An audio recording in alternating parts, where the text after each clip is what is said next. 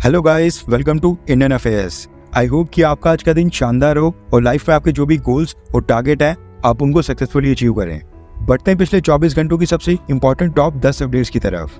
आज की पहली अपडेट आ रही है मालदीव से। दरअसल मालदीव से न्यूज निकल कर आ रही है कि पिछले कल वहां पर तख्ता पलट करके मोहम्मद मिर्जू की सरकार गिराने की कोशिश की गई। मालदीव के सबसे बड़े बैंक ऑफ मालदीव ने अपने डेबिट कार्ड और क्रेडिट कार्ड कस्टमर्स की सारी फॉरेन ट्रांजैक्शंस अचानक से सस्पेंड कर दी थी, जिससे मालदीव के ट्रेडर्स और लोगों को पेमेंट्स और फॉरेन ट्रांजैक्शंस और परचेजिंग में काफी दिक्कतें आ रही थी। इसको लेकर मालदीव की पुलिस ने कहा है कि जब यह फैसला किया गया उस समय ओपोजिशन पार्टी के लीडर्स भी सोशल मीडिया के ऊपर काफी एक्टिव हो गए थे और इस फैसले को लेकर मालदीव के लोगों से अपील कर रहे थे कि सड़कों के ऊपर उतरकर मोहम्मद मिर्जू की सरकार को उखाड़ फेंको और एक बड़ा प्रोटेस्ट शुरू किया जाए। मालदीव की पुलिस ने ओपोजिशन की एमडीपी पार्टी के ऊपर आरोप लगाया है और कहा है कि वो इस तख्ता पलट की कोशिश की प्रॉपर इन्वेस्टिगेशन कर रहे हैं। हालांकि फॉरेक्स ट्रांजैक्शन के ऊपर रोक लगाने और लिमिट लगाने के फैसले को बैंक ऑफ मालदीव ने वापस ले लिया है। अब सिचुएशन वहां पर यह है कि मालदीव की पुलिस जिस एमडीपी पार्टी के ऊपर तख्ता पलट का आरोप लगा रही है वो भारत की सपोर्टर है और हमेशा से भारत के साथ अच्छे रिलेशंस की मांग करती है। इब्राहिम मोहम्मद सलेह, जो कि मालदीव में मोहम्मद मिर्जू से पहले प्रेसिडेंट थे, वो भी इसी मालदीव डेमोक्रेटिक पार्टी से ही थे और उनके भी भारत के साथ काफी करीबी संबंध है। इसलिए आई होप कि मोहम्मद मिर्जू कल को भारत के ऊपर कोई आरोप नहीं लगाएंगी। मालदीव डेमोक्रेटिक पार्टी ये जो तख्ता पलट की कोशिश कर रही है इसमें भारत का भी हाथ है और भारत के समर्थन से ऐसा हुआ था। आज की नेक्स्ट अपडेट आ रही है भारत और रशिया को लेकर। न्यूज निकल कर आ रही है कि प्राइम मिनिस्टर मोदी जी ने पिछले कल देर शाम को रशिया के प्रेसिडेंट व्लादिमीर पुतिन के साथ फोन कॉल के ऊपर बातचीत की और यूक्रेन की यात्रा के बारे में चर्चा की। इसके साथ ही भारत और रशिया के रिश्ते मजबूत करने के ऊपर भी बात हुई और सबसे इम्पोर्टेंट, प्रधानमंत्री मोदी ने इस साल दूसरी बार रशिया की विजिट के ऊपर जाने का इन्विटेशन स्वीकार कर लिया है। दरअसल इस साल ब्रिक्स की प्रेसिडेंसी रशिया के पास है, इसलिए 2024 का ब्रिक्स समिट भी रशिया को होस्ट करना है, जिसके लिए ब्रिक्स संगठन के 10 देशों के प्रेसिडेंट और प्राइम मिनिस्टर्स रशिया जाएंगे। और व्लादिमीर पुतिन ने फोन कॉल के ऊपर प्रधानमंत्री मोदी को इसी ब्रिक्स समिट का ऑफिशियल इन्विटेशन दिया था, जिसको प्रधानमंत्री मोदी ने एक्सेप्ट भी कर लिया है। इसका मतलब है कि नेक्स्ट टू नेक्स्ट मंथ अक्टूबर में प्रधानमंत्री मोदी दोबारा से रशिया की विजिट के ऊपर जाएंगे। नेक्स्ट अपडेट आ रही है भारत और अमेरिका को लेकर और एक छोटा सा मतभेद पैदा हो गया है। दरअसल जब भी दो देशों के लीडर्स, प्रेसिडेंट या प्राइम मिनिस्टर्स आपस में फोन कॉल के ऊपर बात करते हैं तो उस कन्वर्सेशन को लेकर दोनों देशों की सरकार द्वारा हमेशा एक रीड आउट जारी किया जाता है। इस रीड आउट में मेंशन किया जाता है कि दोनों लीडर्स ने किस मुद्दे के ऊपर बातचीत की और कौन से टॉपिक्स के ऊपर नाराजगी जताई या फिर चिंता प्रकट की। प्रोटोकॉल्स के मुताबिक अमेरिका ने भी जो बाइडेन और प्रधानमंत्री मोदी की टेलीफोनिक कन्वर्सेशन का रीड आउट जारी किया और साथ में भारत सरकार ने भी। अब जो भारत सरकार ने रीड आउट जारी किया उस पर लिखा गया कि दोनों लीडर्स ने बांग्लादेश की सिचुएशन के ऊपर चिंता व्यक्त की और इस बात पर जोर दिया कि बांग्लादेश के अंदर लॉ एंड ऑर्डर और वहाँ की सिचुएशन वापस से ठीक हो जाए और बहाल हो जाए और खासकर हिंदू माइनॉरिटीज की सेफ्टी और सिक्योरिटी के ऊपर दोनों लीडर्स ने जोर दिया।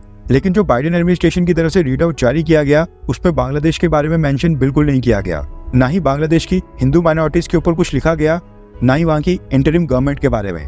अब आप खुद ही सोचिए कि यहाँ पर भारत में अगर कोई छोटा सा भी इंसिडेंट हो जाता है तो भारत की माइनॉरिटीज की सुरक्षा के लिए पूरे का पूरा अमेरिका और जो बाइडेन एडमिनिस्ट्रेशन ही भारत के पीछे पड़ जाता है। लेकिन दूसरी तरफ अमेरिका ने अपने रीड आउट में बांग्लादेश वर्ड तक का इस्तेमाल नहीं किया है, जैसे कि मानो प्रधानमंत्री मोदी और बाइडेन के बीच बांग्लादेश के ऊपर कोई बात तक नहीं हुई हो। आपको खैर ये छोटी बात लग रही होगी, लेकिन international media houses, think tanks और डिप्लोमेटिक एक्सपर्ट्स यही छोटी छोटी चीजें नोट करते हैं और पॉइंट आउट करते हैं। आज की फोर्थ अपडेट आ रही है भारत और रशिया को लेकर। पिछले कई सालों से भारत और रशिया के बीच Kamov Ka-31 early warning helicopters की डील को लेकर नेगोशिएशंस चल रही थी, लेकिन यूक्रेन वॉर के कारण रशिया टाइम के ऊपर हथियारों की डिलीवरी नहीं कर पा रहा है। इसलिए रशिया के साथ इस डील को भारत की सरकार ने फिलहाल के लिए होल्ड के ऊपर डालने का फैसला किया है और अभी ये माना जा रहा है कि लगभग कैंसिल हो गई है। पहले ये डील प्रधानमंत्री मोदी की रशिया विजिट के ऊपर साइन होनी थी, लेकिन वो भी नहीं हुआ। अब इसके बाद इंडियन नेवी को अब एक सुटेबल ऑल्टरनेटिव ढूंढने का टास्क दिया गया है, यानी सेम स्पेसिफिकेशंस के साथ कोई नया अर्ली वार्निंग सिस्टम ढूंढने के लिए कहा गया है। अब ये रशिया के लिए बहुत ही बड़ी बैड न्यूज है, क्योंकि इस डील की टोटल कॉस्ट थी $520 मिलियन, यानी कि 4,364 करोड़ रुपए। एंड इस समय रशिया के लिए एक एक डॉलर काफी कीमती है। आज की फिफ्थ अपडेट आ रही है इंडियन आर्म्ड फोर्सेस को लेकर। आपको याद होगा साल 2019 में इंडियन आर्म्ड फोर्सेस की मॉडर्नाइजेशन के लिए भारत ने अमेरिका से उनके 6 और कंपनी के साथ 6716 असॉल्ट राइफल्स की एक डील साइन की थी। उस समय भारत ने अमेरिका से 72,406 716 असॉल्ट राइफल्स परचेज की थी, जो कि कंपनी ने मिड 2020 में ही डिलीवर कर दी थी।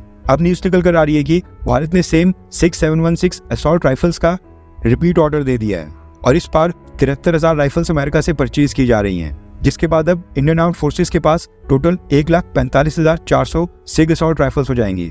आज की 6th अपडेट आ रही है चाइना और जापान को लेकर। न्यूज निकल कर आ रही है कि चाइना का Y9 surveillance aircraft routine sorties के दौरान जापान की स्पेस में जाकर एंटर हो गया था, यानी कि जापान की टेरिटरी के अंदर घुस गया था। ये पहली बार है जब चाइना ने जापान की स्पेस को वायलेट किया हो। इसलिए जब ऐसा हुआ तो जापान की एयरफोर्स इमरजेंसी बेसिस के ऊपर हाई अलर्ट के ऊपर आ गई थी और इमरजेंसी प्रोटोकॉल्स के तहत जापान एयरफोर्स ने अपने कई सारे फाइटर जेट्स को डिप्लॉय कर दिया था। लेकिन 2 मिनट तक जापान की स्पेस में रहने के बाद चाइना का ये Y9 सर्वेलेंस एयरक्राफ्ट वापस से बाहर चले गया था, जिसकी वजह से सिचुएशन डीएस्केलेट हो गई।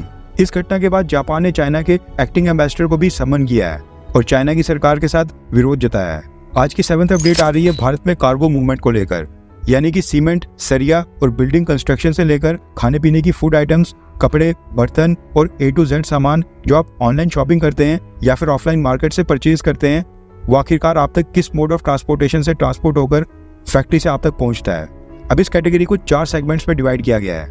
पहला सेगमेंट है रोड, दूसरा सेगमेंट है रेलवे, तीसरा सेगमेंट है शिपिंग यानी कि कार्गो शिप्स और चौथा मोड है एयर कार्गो यानी कि कार्गो प्लेन्स के थ्रू।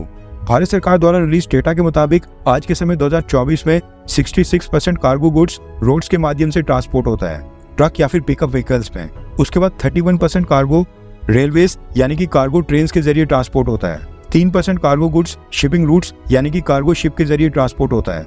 दरअसल भारत में काफी सारी स्टेट्स हैं जिनके साथ समुद्र टच होता है। ऐसे में एक पोर्ट से सामान दूसरे पोर्ट तक शिप्स के थ्रू भी भेजा जाता है और फिर वहां से आपके घर तक आता है। इसके बाद सबसे लास्ट में 1% कार्गो गुड्स भारत में बाय एयर कार्गो प्लेन्स की मदद से ट्रांसपोर्ट होता है। डेटा काफी इंटरेस्टिंग लग रहा था, इसलिए सोचा आपके साथ शेयर कर लूं। आज की 8th अपडेट आ रही है क्रूड ऑयल को लेकर।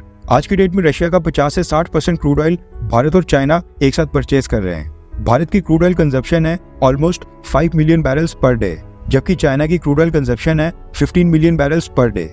अब क्योंकि चाइना भारत से 3 गुना ज्यादा क्रूड ऑयल कंज्यूम करता है, इसलिए वो रशिया से जितना क्रूड ऑयल परचेज करते थे वो वॉल्यूम भारत से हमेशा ही ज्यादा होती थी। लेकिन अब न्यूज निकल कर आ रही है कि रशिया से क्रूड ऑयल परचेज करने के मामले में भारत ने चाइना को क्रॉस कर लिया है। भारत रशिया से 2.07 million barrels per day purchase कर रहा है, जबकि चाइना केवल 1.76 मिलियन बैरल्स पर डे। इसलिए रशिया के लिए भारत की इंपॉर्टेंस और भी ज्यादा बढ़ गई है। आज की 9th अपडेट आ रही है भारत के डिफेंस एक्सपोर्ट्स को लेकर। देखा जाए तो भारत बड़े बड़े हथियार जैसे कि fighter jets, naval ships, tanks या फिर एयर डिफेंस सिस्टम, ये सब हम एक्सपोर्ट नहीं करते हैं, जिसकी वजह से लगता है कि इंटरनेशनल डिफेंस मार्केट में भारत का कोई स्थान नहीं है।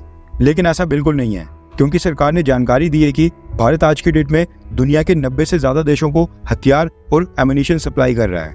दरअसल भारत में स्मॉल आर्म्स काफी लार्ज स्केल के ऊपर मैन्युफैक्चर होते हैं। फॉर एग्जांपल टैंक्स और artillery shells, firing rounds, grenades और कई तरह के स्मॉल आर्म्स होते हैं जो भारत में लार्ज स्केल के ऊपर मैन्युफैक्चरिंग के कारण काफी सस्ते बनते हैं। और यही स्मॉल आर्म्स हैं जो इवन अमेरिका भी भारत से परचेज करता है।